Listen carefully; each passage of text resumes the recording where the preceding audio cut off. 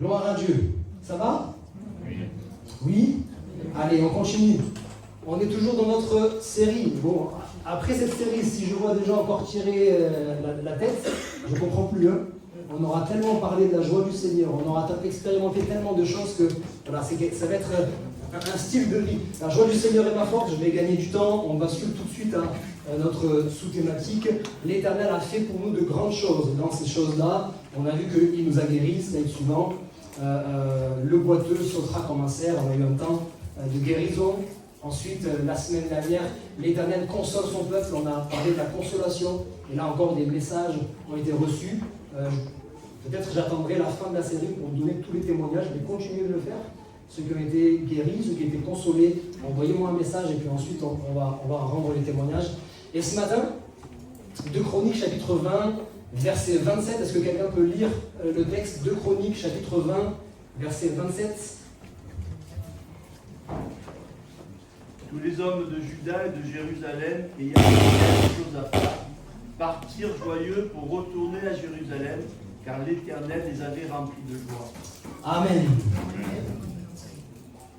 Amen. On va démarrer encore quelque chose ce matin. Et comme je l'ai dit en introduction,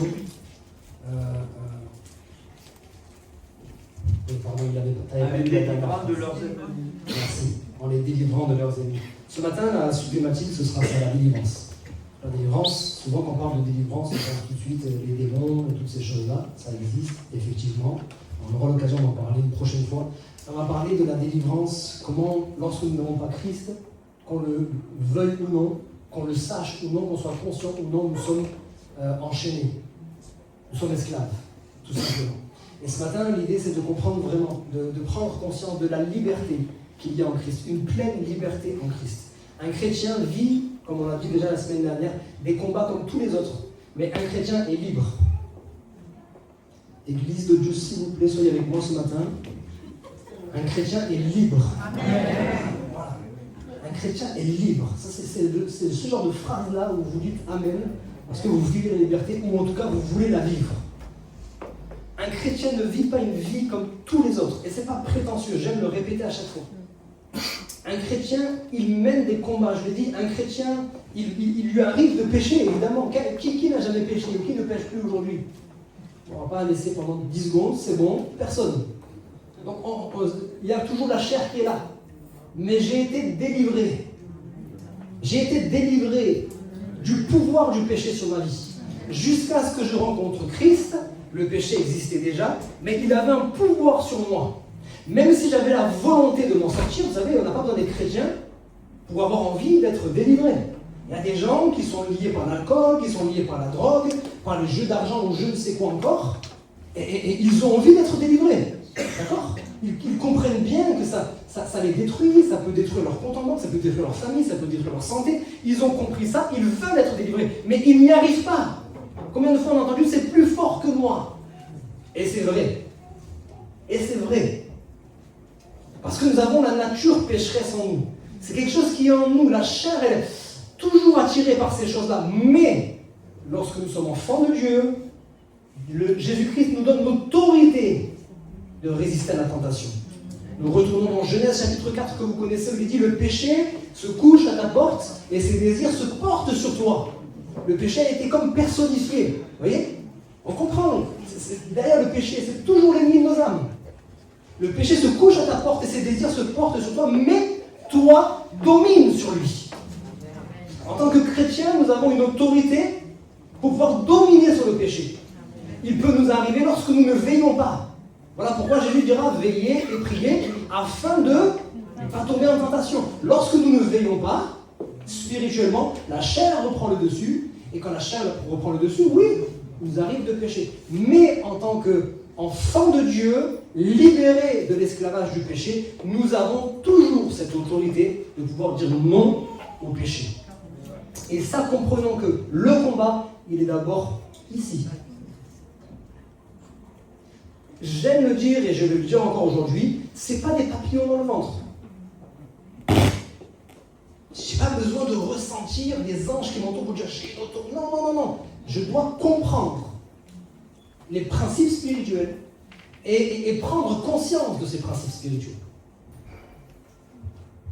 L'autorité, c'est quelque chose que Dieu nous donne en Christ. Amen. Donc, quand j'ai cette autorité, même s'il m'arrive de tomber, si dans ma tête, vous connaissez l'histoire d'Israël, le peuple hébreu d'Israël, en Égypte, pardon, ils étaient esclaves. On a parlé de ça dernièrement avec certains, je ne sais plus si c'était le mardi ou le dimanche, je reviens dessus rapidement. Ils étaient esclaves en Égypte, d'accord? Dieu a suscité Moïse, le libérateur du peuple hébreu, pour pouvoir les faire sortir d'Égypte. Ça va, on est ensemble? Ils ont été dans le désert. Est-ce que c'était la volonté de Dieu qu'ils restent 40 ans dans le désert? Non. Est-ce que c'était juste parce que le désert est tellement long qu'il faut 40 ans pour le traverser? Donc, il s'est passé quelque chose en fait. Il y a eu un problème. C'est qu'ils ont été sortis de l'Égypte physiquement. On est OK pour ça? Dieu a agi avec un bras puissant, il a fait sortir son peuple d'Égypte, ok? Maintenant, la Bible nous dit qu'ils ont gardé la mentalité d'Égypte. Physiquement, plus de chaînes, plus de coups de fouet, plus de ceci, plus de cela, mais ils ont gardé la mentalité d'Égypte. Ils sont dans le désert, et puis ils ne cessent de dire à Moïse, mais Moïse, pourquoi tu nous as fait sortir pour qu'on soit dans le désert? Là-bas au moins, on avait les concombres, là-bas au moins ceci, là. La mentalité d'Égypte. Ils sont libres physiquement, mais ils sont toujours esclaves là-dedans. C'était un peuple puissant, ok? Mais l'Égypte les a brisés. 400 ans d'esclavage, ça les a brisés. De telle sorte que malgré toutes les promesses que Dieu leur a données, j'ai un pays pour vous. Un pays où coule le lait et le miel. Il y a de l'abondance là-bas. Il est pour vous. C'est à vous. Ok? Malgré ça, je marche avec vous. Malgré qu'ils ont vu toutes les plaies d'Égypte, malgré qu'ils ont vu la colonne de nuée, la colonne de feu, toutes ces choses-là, quand ils se retrouvent à Jéricho, c'est là que tout bascule. Parce qu'ils ont encore la mentalité d'Égypte. Ils ont été brisés. Voilà pourquoi je vais aller dans la profondeur de la délivrance ce matin. C'est pas juste de dire, voilà, non. La délivrance, c'est quelque chose de plus profond que ça. Le Seigneur doit restaurer notre image. Le Seigneur doit restaurer l'image que nous avons de nous-mêmes. Pas une trop haute image, mais une image juste. Je suis une créature merveilleuse. Bon, moi, ça se voit. Je le dis avec humour, mais je vous assure que j'ai du mal à le croire. L'accusateur des frères, le diable, notre adversaire, il est là constamment pour mettre en avant tous mes défauts, et j'en ai un paquet, allez voir ma femme. Les défauts, et juste constamment je lui dis non, je ne suis pas digne, je ne suis pas ceci, je ne suis pas cela, etc. Mais j'ai besoin, toujours pareil, de plonger mes regards dans la parole de Dieu. Parce que la parole de Dieu est un miroir juste, qui me montre certes mes défauts, mais qui me montre aussi qui je suis. La Bible n'est pas un miroir juste pour me montrer les problèmes. La Bible est aussi un miroir pour me montrer qui je suis. Tu ne te regardes pas au regard des autres, tu ne te regardes pas à ton regard à toi comme tu t'imagines, mais là tu vois que tu es enfant de Dieu. Il y a les promesses de Dieu qui sont là pour toi. Et Dieu a fait des promesses tellement merveilleuses. Maintenant ce matin, on va insister un peu plus sur notre adversaire, le diable. Parce que si nous sommes croyants, nous croyons dans la Bible. Et si nous croyons dans la Bible, nous savons qu'il y a Dieu, le créateur de toutes choses, celui qui est tout puissant, celui qui est souverain, mais il y a aussi son adversaire, et du coup notre adversaire, qu'on appelle le diable, et qui lui, il n'est pas là pour siroter des cocktails, il n'est pas là pour s'ennuyer ou quoi, il a 3 missions, pas plus. Jean chapitre 10, verset 10, si tu peux l'afficher. 3 missions. Le voleur ne vient que c'est tout. En fait, il sait ce qu'il doit faire. Lui, il connaît sa mission. Et il va le faire encore et encore. Il ne vient que pour dérober, égorger et détruire. Maintenant, face à cette réalité, on a deux catégories de personnes. il y a ceux qui sous-estiment l'ennemi, qui ne prennent pas conscience que nous avons un adversaire invisible mais bien réel, et qu'on ne peut pas vivre notre vie comme ça, tranquillement, un long fleuve tranquille. Non, la vie chrétienne ne peut pas se mener comme ça. Vous comprenez ou pas? On ne peut pas mener une vie tranquillement, je viens à l'église, je rentre à la maison. Non, c'est un combat spirituel. Et si nous ne veillons pas, mais évidemment que tous les jours on ne le voit pas en vrai devant nous.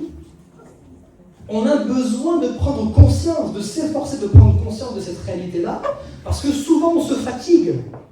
Les combats, comme j'ai dit tout à l'heure, on les a. Sauf qu'on combat contre la chair et le sang. Il n'y a que moi encore. On se trompe de combat. Voilà pourquoi Paul dit, j'ai combattu le bon combat. Ça veut dire qu'il y a des mauvais combats. Il y a beaucoup de mauvais combats. Tu dis, mais Seigneur, je suis fatigué, la vie chrétienne ceci, la vie chrétienne cela, je suis fatigué. Tu es fatigué parce que tu ne combats pas le bon combat. Il y a des combats bien plus durs que ceux que tu es en train de mener, mais que tu vas réussir à vivre mieux parce que c'est le combat que Dieu veut que tu mènes. Il y a des combats dans lesquels tu t'engages, tu ne pourras pas chanter Seigneur, tu combats pour moi. Tu t'es engagé tout seul. Et le Seigneur dit ça, c'est pas mon combat. Il faut que tu reviennes. Si je mène les combats que Dieu veut que je mène, même s'ils sont difficiles, on pense à David avec les nombreux ennemis qu'il avait, mais l'Éternel était avec lui. Donc il y a ceux qui sous-estiment l'ennemi, qui ne prennent pas conscience de cette réalité, que c'est quand même un ennemi redoutable. Après on va voir l'inverse. Mais c'est quand même une réalité, pour certains il faut le comprendre. J'aime ce passage, si tu peux mettre une slide suivante. Je vais parler jeudi avec ceux qui étaient là. Soyez sobres, veillez, comme j'ai dit tout à l'heure. Veillez. Votre adversaire, le diable. Des fois, j'ai rencontré des gens, ils ne savent même pas dire le diable. J'ai peur que c'est une superstition. Vous savez quoi? Le diable rôde comme un lion rugissant, cherchant qui il dévora. La dernière fois, j'ai vu avec les frères et sœurs du jeudi, l'élément le plus important pour moi, là, dans ce verset, le plus important, c'est ce mot-là. Parce qu'à cause de ce mot-là, on a l'impression que notre adversaire est un lion. Il n'est pas un lion. Je le répète, il n'est pas un lion. Il est comme un lion. Le seul vrai lion, c'est le lion de la tribu de Juda. Alléluia. Celui qui marche de notre côté. C'est lui qui a l'autorité. C'est lui qui est souverain. C'est lui, quand il rugit à son seul rugissement, tous ses ennemis disparaissent. Alléluia. Parce que nous ne savons pas toujours, mais les ennemis de Dieu savent. Dernièrement, quand je citais cette parole, croire, ça ne suffit pas. Les démons croient. Et ils tremblent parce qu'ils savent qui est Dieu. Notre adversaire, le diable, n'est pas un lion. Il est comme un lion parce que c'est un usurpateur. Il vient pour nous intimider. C'est sûr, s'il vient sous la forme d'un lapin, tu vas le caresser, tu vas dire allez, retourne dans ta cage. Mais il vient sous la forme d'un lion pour nous intimider. Mais moi j'aime la Bible. Slide encore suivant. Colossiens, je ne sais pas si c'est celui d'après, Colossiens 2. Christ a dépouillé les dominations et les autorités et les a livrées publiquement en spectacle en triomphant d'elles par la croix. Alléluia. Christ a dépouillé, littéralement, c'est enlevé de toute la substance, enlevé de toute la force. Ça veut dire que Christ a déjà vaincu l'ennemi, oui ou non? Mais ça c'est des choses qu'on a du mal à comprendre. C'est pas simple, hein? Mais s'il l'a vaincu, pourquoi on a encore tous ces problèmes? Il l'a vaincu, mais pour un temps encore, il continue d'agir parmi nous. Et comme nous ne sommes pas conscients de notre identité et de qui il est lui, la plupart du temps, on perd, excusez-moi de le dire comme ça, bêtement. On perd la moitié de nos combats bêtement. Vous savez, j'ai été boxeur. Bon, je boxe plus, mais voilà. Vous savez, à la boxe, les combats, ils se rencontrent avant même le premier game. Quand on se rencontre là, au milieu du ring, quand on se regarde dans les yeux là, c'est là qu'on remporte le combat. Vous savez ça? C'est là qu'on remporte le combat. Celui qui est même plus costaud, plus fort, plus entraîné, si si jamais il baisse les yeux devant moi, je sais que j'ai gagné. Parce que là-dedans, j'ai gagné. Vous comprenez ou pas?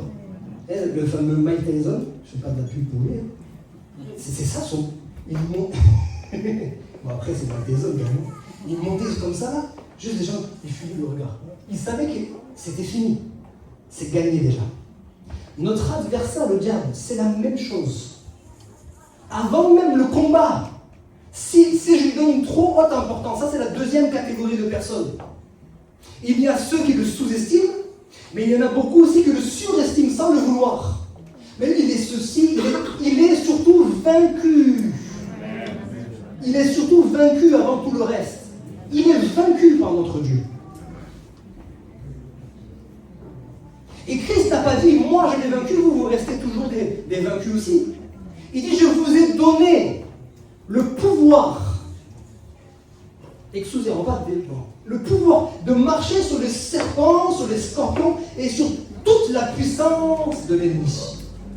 À l'Ariane, il y a une sœur, vos parents sont à l'église de l'Ariane. Il y a une sœur, un jour, j'étais un peu comme ici, là, 2 étages, j'étais en haut, pareil, c'est l'école du dimanche.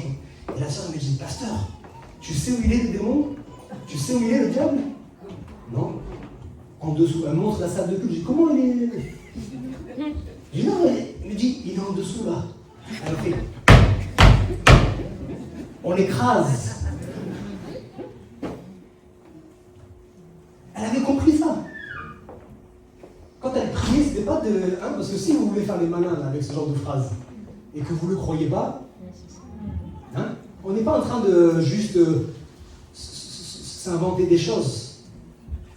Vous savez, les gens, quand on dit au nom de Jésus que Paul prêche, tu peux citer Jésus, tu peux citer Paul, hein? Les démons, oui, on connaît les deux.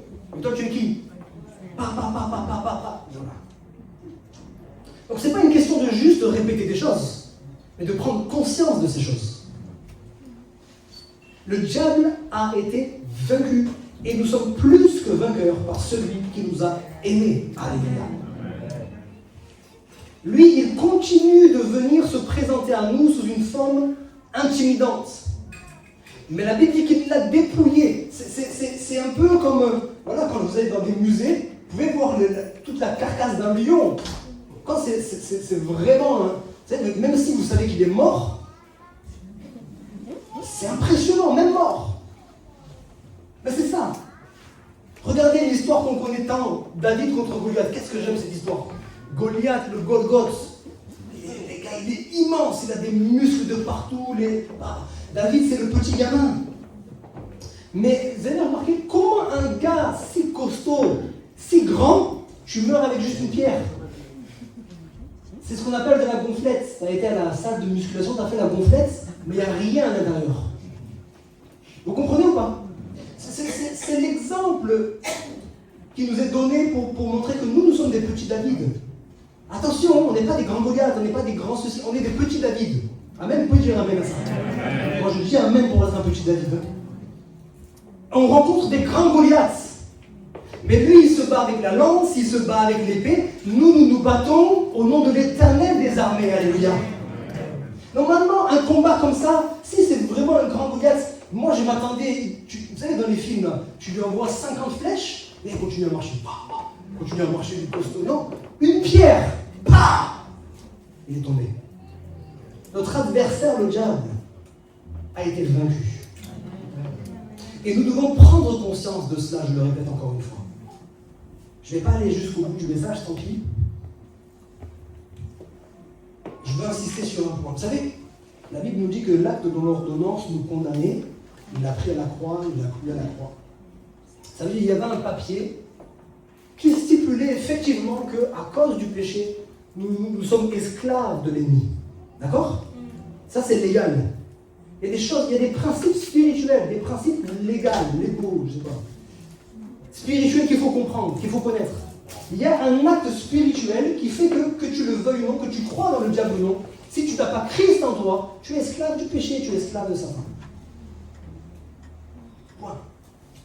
Mais la Bible nous dit que spirituellement, et c'est la vérité, il y a 2000 ans, Christ a pris cet acte, pour moi qui suis enfant de Dieu, il a déchiré cet acte. Cet acte n'existe plus. Amen. C'est-à-dire légalement, Satan n'a plus aucun pouvoir sur moi. D'accord? Mais j'ai vécu pendant X temps en étant influencé par lui, en étant écrasé par lui, etc., etc. Donc là-dedans, ça prend du temps avant de comprendre. Il y a des chrétiens encore cette semaine. Ça d'Internet, c'est bien quand même. Hein. Il y a des bonnes choses. Hein. Il y a un jeune, il m'appelle, il n'est même pas de Marseille. Bonjour pasteur, j'ai besoin d'un entretien avec vous. C'est quoi le numéro? Non, j'ai vu sur Internet le numéro. Bon, ok, gloire à Dieu, super. Alors il dit, mais moi je suis chrétien, mais je tombe constamment dans le péché, etc. etc. Et juste à son discours, j'ai compris qu'il est déjà vaincu. Je voudrais que vous priez pour moi, mais j'ai peur que je vais... Ça y est. Je veux qu'on prie, mais j'ai peur que je vais... Ça y est, c'est fini. Parce que Satan, il va... En fait, Satan nous donne que ce qu'on lui arrache des mains. C'est un voleur. Christ nous a tout donné à la croix. Mais il ne va pas nous laisser tout ça entre les mains. Il va nous le prendre. Si nous, on capitule, si nous, on accepte la chose, ben voilà, ça y est. Légalement, il n'a même pas le droit d'avoir ça. Mais comme je le laisse avoir un pouvoir sur ma vie, il a repris son pouvoir. Quelqu'un, excusez-moi de prendre cet exemple, mais voilà, ça existait, l'esclavage réel. Si j'ai été esclave de quelqu'un pour un temps, et que j'ai été délivré ensuite, si je recroise mon ancien maître, et que là, je me fortifie pas moi-même, entre guillemets, en me disant, non, maintenant, ce gars-là, il n'a plus de pouvoir sur moi, il a eu un pouvoir pendant 10 ans, pendant 15 ans, pendant 20 ans, mais il n'a plus de pouvoir. Si je ne repasse pas dans mon âme cette vérité-là, quand il va venir, je dis, viens là, toi, va faire ceci, va faire cela, il n'a plus le droit de le faire, mais il le fait quand même.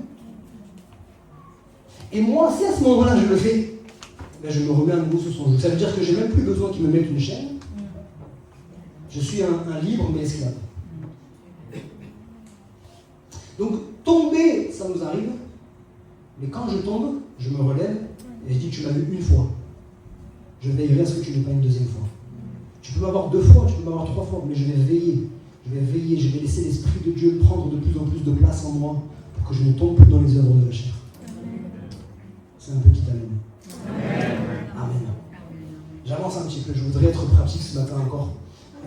3 choses dont nous sommes certaines fois esclaves. L'ennemi peut nous rendre esclaves certaines fois de tout ce qui est angoisse, peur, dépression, toutes ces choses-là. Ces choses ne viennent pas de Dieu. Il y a des temps, hein, vous savez, c'est comme la tristesse, il y a des temps que nous traversons où on n'est pas bien, mais ça c'est pas spirituel, c'est juste, il y a des soucis dans la vie, etc. On comprend cette forme de dépression. Mais il y a des choses qui sont comme attachées à notre vie. On est constamment dans l'angoisse. On est constamment dans la peur de tout, des choses qui ne sont pas réelles, des choses, je ne peux pas avoir peur de ça. J'ai le droit d'avoir peur d'être renversé dans la rue, ça c'est quelque chose, mais je ne peux pas avoir peur de rencontrer un lion. Il y a des moments, et vous savez, la plupart des peurs, c'est des peurs qui sont... Il y a des gens qui vivent constamment dans la peur de tout. Et ça t'empêche de faire ce que Dieu te demande de faire. Dieu a des projets pour toi, il te dit va, toi tu dis oui mais si, oui mais ça, oui mais la peur. Je ne mets pas ça en avant pour te condamner et pour te dire ça, il faut que tu en sois délivré. Il n'y a pas si longtemps, je faisais une mission dans une église qui est en train de faire un camp. Et le premier soir, vous savez, ce genre de moment-là, l'Esprit de Dieu est vraiment en train d'agir au milieu de nous. Et là, cette soirée-là, il y avait vraiment l'Esprit de Dieu qui était là et j'ai pu délivrer quelques paroles de connaissance. Et là, je me souviens, je donne une parole pour une femme. Je dis, tu as eu une rupture amoureuse difficile. Et depuis cette rupture amoureuse, tu vis dans la dépression, dans les angoisses.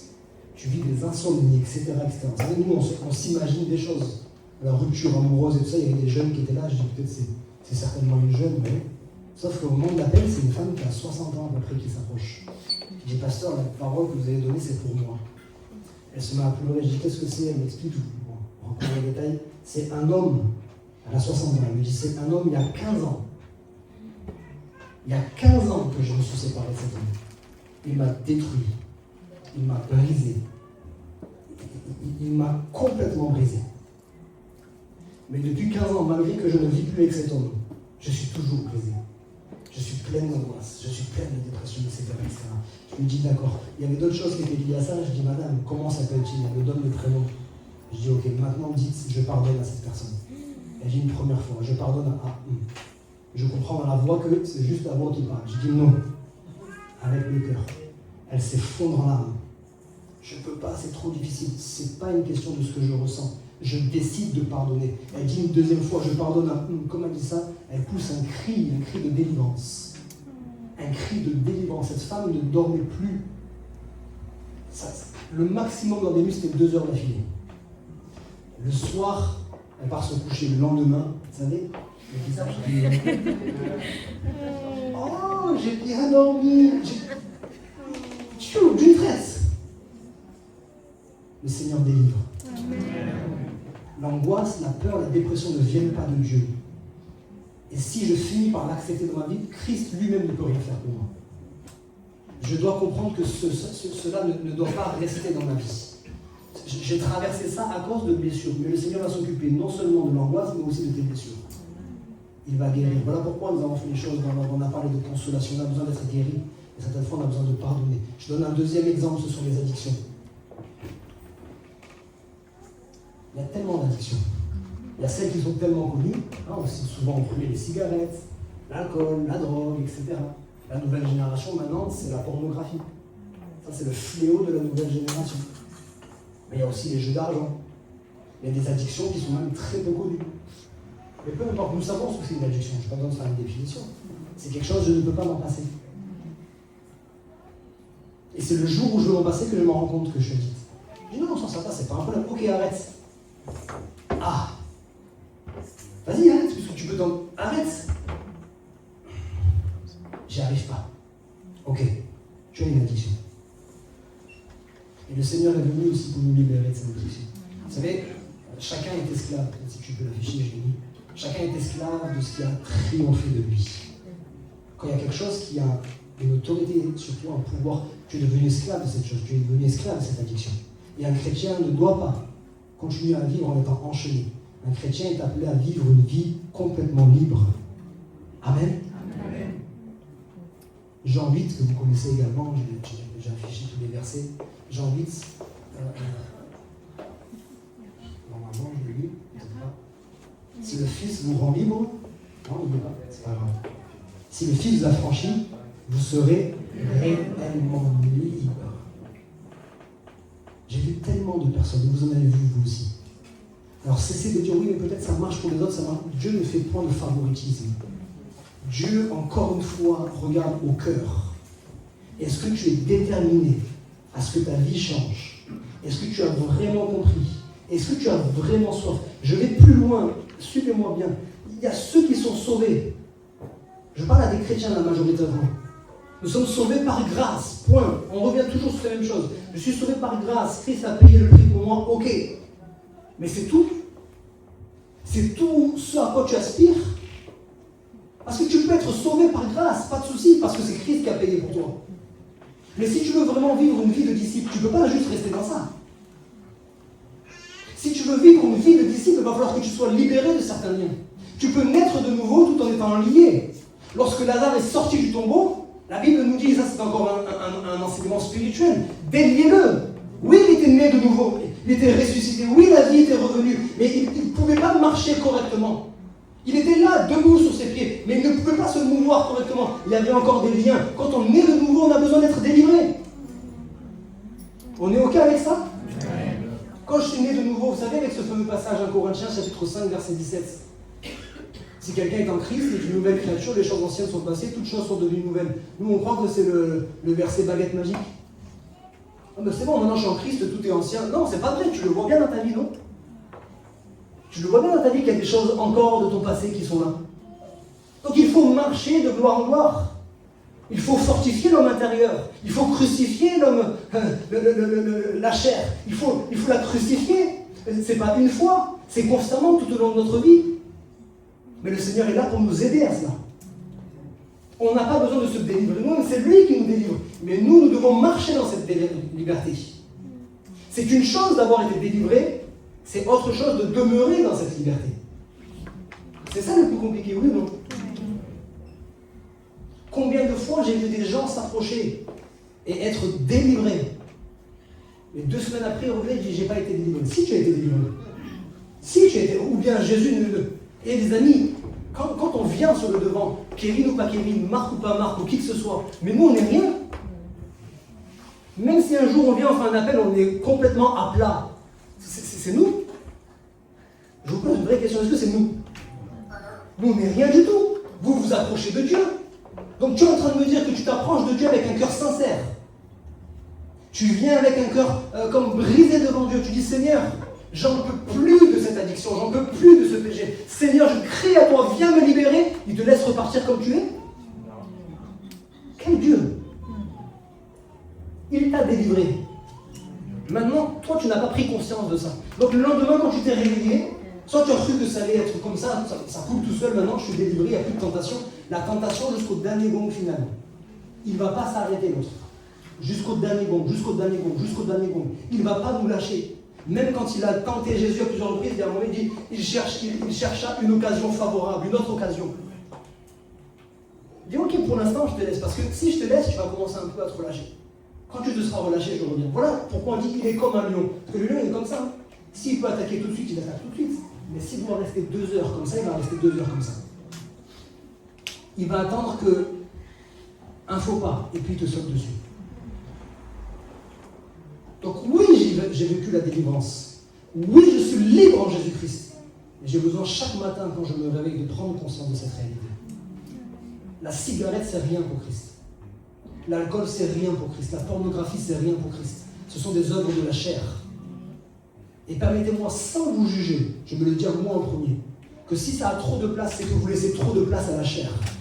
Et que si on veut encore une fois, les choses c'est dans l'ordre. Hein. L'Église ne se réveille pas, c'est pas l'Église qui se réveille, c'est les chrétiens qui se réveillent. C'est pas la ville de Marseille qui se réveille, c'est les chrétiens qui se réveillent. Quand les chrétiens sont réveillés, automatiquement l'Église qui est faite de chrétiens est réveillée. Et quand l'Église est réveillée, les gens accourent. Il n'y a pas besoin. Après, on fait en plus des flyers et tout ça. Mais quand il y a un Jean-Baptiste fou avec ses vêtements de chameau dans le désert, les gens vont jusqu'au désert pour aller le voir. Parce qu'il y a une onction.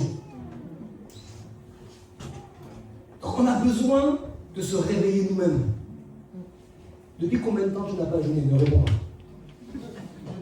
Réponds à l'intérieur. Je ne te parle pas d'un jeûne d'église. Hein. Depuis combien de temps tu n'as pas jeûné? Oh, mais pasteur, et ça s'arrête là, plus dans les mots. Oui, mais ok. Et tu es libre. Mais comme j'ai toujours dit, ne soyons pas dans l'entre-deux. C'est une vie frustrante d'être à l'église, d'entendre parler de ce que peut être la vie en Christ, d'être là, d'aspirer à ça et de ne pas payer le prix pour vivre ça. Parce qu'il y a un prix à payer. Pour le salut, 0 prix. Mais pour vivre comme Christ, il y a un prix à payer.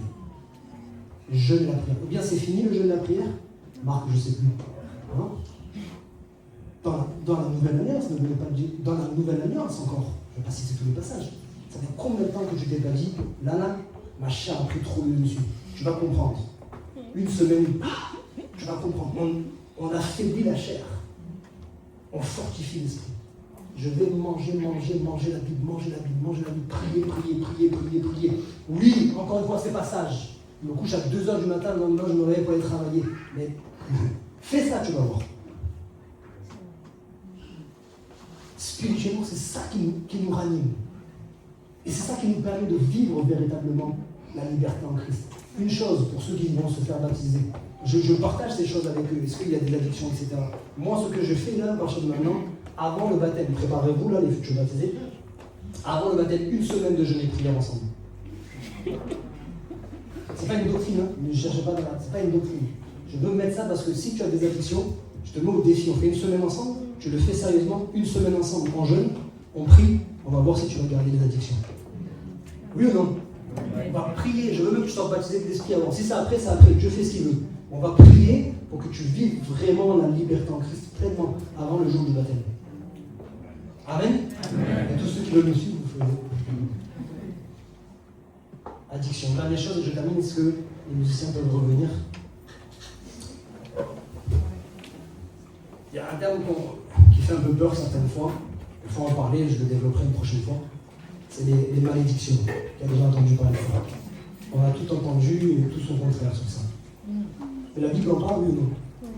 La Bible parle de bénédiction et de malédiction. Le problème, c'est que nous, on croit que la malédiction tombe de nulle part. Ah, il y a quelqu'un un jour qui m'a maudit à cause de ça, ceci, ça. La Bible dit que la malédiction sans cause n'a aucun effet. Encore heureux, non? Sinon, on marche dans la rue, on rencontre des sorciers. Vous savez pas, ils jettent des sorts. Et vous rentrez le soir avec 5 sorts, 6 sorts, 7 sorts. Ne donnons pas trop de pouvoir à l'ennemi. L'ennemi n'a le pouvoir que de ce que nous lui donnons. Jésus dira, le prince de ce monde vient, mais il n'y a rien de lui en moi. Pas d'accès, rien du tout. Il peut être tout Satan qu'il veut, il n'a aucun accès en moi. D'accord? Mais certaines fois, il y a des choses qui sont là. Qu'est-ce que c'est une malédiction? Une définition simple. Ce sont des choses qui se répètent encore et encore. Certaines fois, c'est même dans la famille. On développera ça une prochaine fois. Et sinon, dans ma vie, ça se répète encore et encore. Des choses où tu ne peux pas l'expliquer humainement. Tu travailles très bien à l'école. Tous les petits examens qui ne sont pas officiels, tu les réussis. Quand il est question de passer un examen officiel, tu loupes. Il y a des malédictions, c'est lié à votre mariage. J'ai des relations sérieuses. Ça marche bien, mais dès qu'on commence à parler d'engagement, paf, il y a tout qui tombe par terre. Ma famille constamment dans la division, ma famille constamment ceci. Il y a des choses qui se répètent encore et encore et encore. Il y a des choses dans ma vie que je n'arrive pas à atteindre. J'ai envie, mais je n'arrive pas à atteindre. C'est plus fort que moi, c'est quelque chose de spirituel. Peut-être certains ne sont pas encore OK avec ça, mettez ça de côté. Mais peut-être ça fait écho dans le cœur de quelqu'un ce matin. Ça aussi, le Seigneur libère. Parce qu'il n'y a pas besoin de briser tous les lignées, pas lignées, machin, pas... Non.